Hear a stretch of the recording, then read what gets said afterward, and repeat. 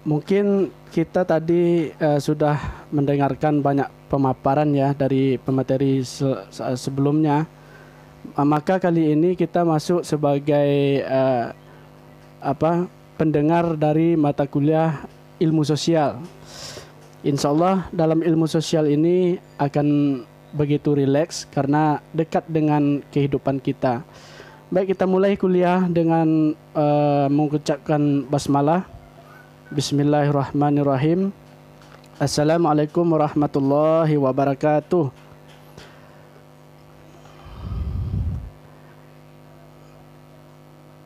Saya ingin saudara-saudara semua menghadap kamera dan meng-on-kannya. Kemudian rilekskan sejenak dengan menatap kamera dan buka mulutnya sekitar 5 cm ke kiri dan 5 cm ke kanan ya. Kemudian hempaskan nafasnya supaya lebih rileks. 1, 2, 3. Ya. Baik, terima kasih. Kali ini kita akan menampilkan perkuliahan yang kedua. Materinya pindah nggak ya? Pindah. Baik, saya minta saudara-saudara mengamati gambar yang tampil di layar masing-masing. Ada 2 gambar ya, gambar pertama dan gambar kedua. Apa yang tampak dari gambar tersebut? Silakan. Silakan Bu Dwi. Ya. Baik, terima kasih banyak Bu. Itu jawaban yang bagus dan benar sekali berdasarkan persepsi dari Bu Dwi ya. Masih ada peserta yang lain?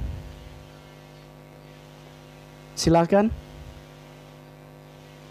Oke.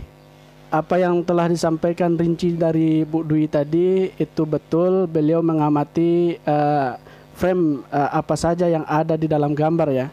Namun secara sederhana gambar ini menampilkan 2 kondisi yang berbeda. Yang pertama memperlihatkan buruh bangunan sedang bekerja membangun gedung-gedung bertingkat ya. Sementara gambar yang kedua itu ibu-ibu rumah tangga yang sedang membuat kerajinan tangan. Ada yang membuat anyaman dan aneka anyaman lainnya dibuat di rumah.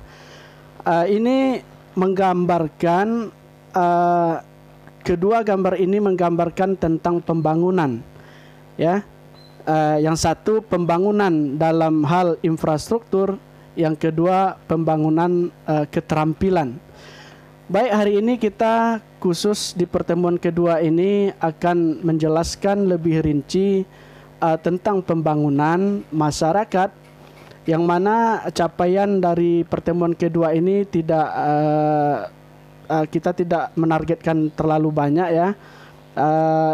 Nanti setelah pembelajaran ini berakhir, maka saudara-saudara dan Bapak Ibu mahasiswa sekalian akan menjadi seorang analis sosial, analis kebijakan sosial ya. Tentu satu pertemuan ini tidak cukup menjadi seorang analis sosial yang profesional, tetapi grade-nya ada 14 pertemuan. Berarti kalau kita mengikuti pertemuan pertama ini akan menempati grade yang pertama atau level 1 sebagai analis kebijakan sosial. Selanjutnya ini kita menampilkan slide, ada 2 visual lagi. Yang satu itu mungkin bagi orang Jakarta ya, itu tidak asing lagi ya. Karena ini salah satu view kota Jakarta yang menampilkan kemewahan, gedung-gedung bertingkat, jalan yang bagus. Sedangkan gambar yang kedua itu adalah kondisi di pedesaan. Ya, saya sebagai anak seorang petani di pedesaan ini sangat menikmati sekali bermain di desa yang katakanlah kalau di musim hujan akan becek dan kalau musim panas akan berdebu. Baik, yang pasti adalah kedua gambar tersebut menampilkan kondisi pembangunan di Indonesia. Bapak dan Ibu sekalian, sudah pernah baca tentang pembangunan masyarakat atau mungkin mendengar atau bercerita sama teman-temannya tentang pembangunan? Silakan, bagaimana pemahamannya selama ini tentang pembangunan? Ya, uraian yang bagus sekali itu, bahwa pembangunan itu ya kita lihat berbeda ya antara kota dengan desa. Itu sebetulnya sesuai dengan kebutuhan, bukan sesuai dengan keinginan. Untuk pertemuan ini kita coba memahami dulu definisi dari pembangunan dan pembangunan masyarakat, di mana kalau berdasarkan bahasa ini secara etimologi pembangunan masyarakat itu terdiri dari dua kata ya. Ada pembangunan, ada masyarakat. Pembangunan itu kalau dalam bahasa Inggris, karena kajian dari community development atau pembangunan sosial di Indonesia itu rujukannya adalah Inggris ya, Eropa, kemudian Amerika, dan akhir-akhir ini maka beberapa pengamat kebijakan sosial itu sudah berkiblat ke selatan, yaitu Australia dan New Zealand. Kalau kita lihat di dalam kata dasarnya dalam bahasa Inggris, development itu artinya adalah to develop, berarti menumbuhkan, mengembangkan, meningkatkan atau mengubah secara bertahap ya. Kemudian secara epistemologi atau istilah, beberapa ahli mendefinisikan bahwa pembangunan itu suatu pertumbuhan ke arah yang modernisasi, lebih maju ya. Maka gambar yang pertama tadi menampilkan Jakarta, itu adalah pembangunan. Ya, itu salah satu ciri khas yang dominan di dalam pembangunan. Kemudian pembangunan sesungguhnya juga menampakkan perubahan yang berguna menuju suatu sistem sosial serta ekonomi. Pembangunan mula-mula dipakai untuk menunjukkan pertumbuhan ekonomi. Masyarakat dikatakan berhasil melaksanakan suatu pembangunan bila pertumbuhan ekonominya sangat bagus ya. Jadi pemerintah itu menjadi indikator keberhasilannya memerintah suatu negara atau daerah jika menunjukkan tingkat pertumbuhan ekonominya menaik.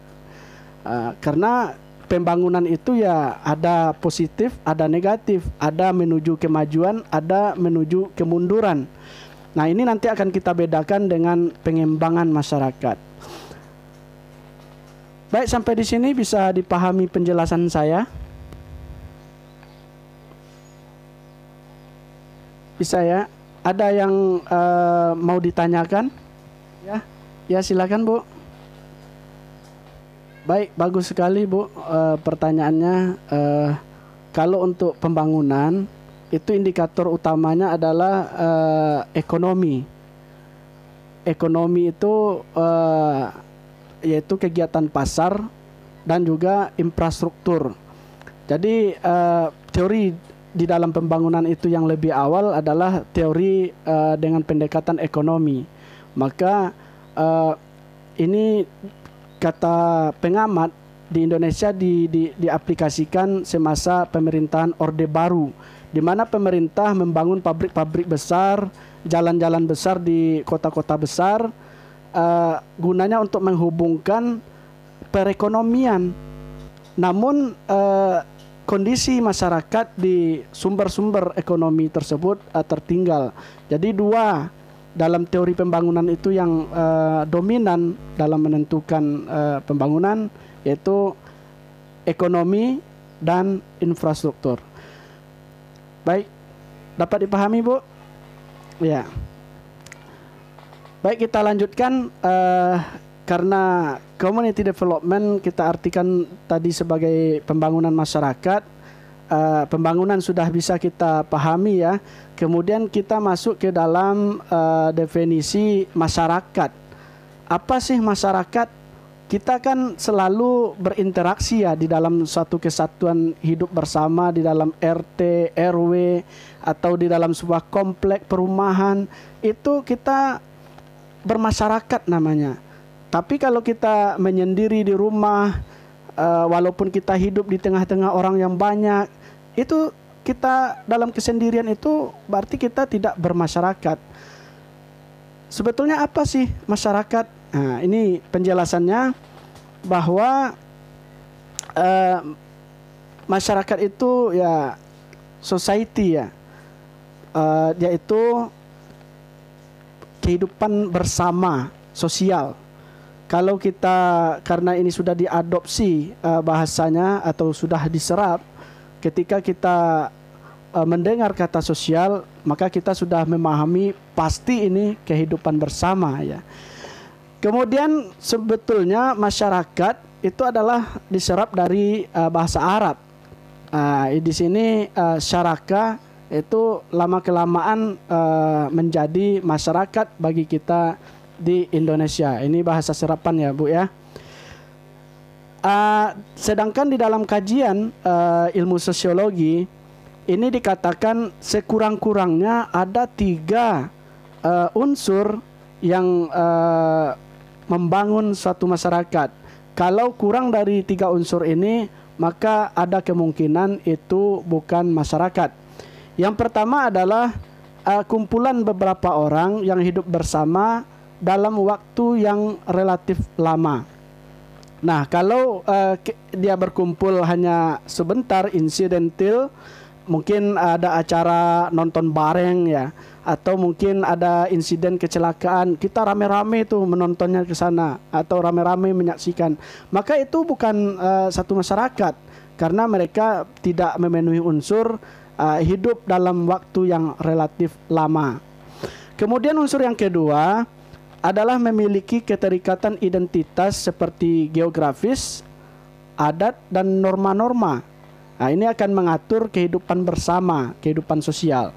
Kemudian yang ketiga adalah berinteraksi satu dengan lainnya. Ini saya punya visual, coba perhatikan untuk memperkuat pemahaman kita tentang definisi masyarakat. Silahkan amati gambar yang ada di slide ini. Apakah gambarnya sudah tampil? Ya, silakan kepada Bapak dan Ibu mahasiswa yang berbahagia ya untuk menyampaikan apa yang diamati. Kerjasama ya. Oke. Silakan yang lain. Ya, silakan Pak. Baik, apa yang dimaksud dengan grup di gambar pertama ini? Kenapa dikatakan ini grup ya? Silakan gambar yang kedua. Ya, jadi mana dari 2 visual ini yang menggambarkan masyarakat? Oke, betul sekali apa yang disampaikan oleh Pak Amaluddin ya, dan juga Pak Tommy tadi ya. Ini di gambar yang pertama, walaupun kapasitas orangnya berjumlah sangat besar di satu tempat yang begitu sempit ya, berdempet-dempetan karena bukan tempatnya yang kecil tetapi pengunjungnya yang banyak.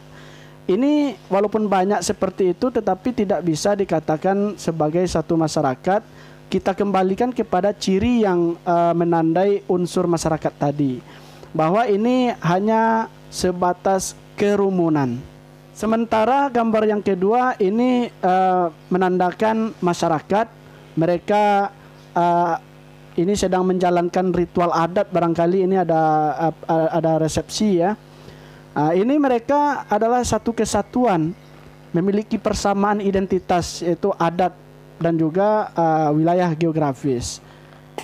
Sampai di sini bisa dipahami? Untuk kesimpulan bahwa istilah-istilah di dalam pengembangan dan juga pembangunan masyarakat perlu disesuaikan dengan konteks. Kalau kita menulis tentang pengembangan masyarakat, maka kata development kalau dia muncul sendirian harus diartikan pembangunan. Kalau muncul dia berdampingan dengan community, maka diartikan sebagai pengembangan. Barangkali itu saja sebagai penutup. Kalau ada nanti pertanyaan mengenai tugas kita, silakan berkoordinasi melalui Kosmanya dan sampaikan langsung kepada saya. Mudah-mudahan dapat dipahami ya uraian yang cukup padat ini. Semoga bermanfaat. Assalamualaikum warahmatullahi wabarakatuh.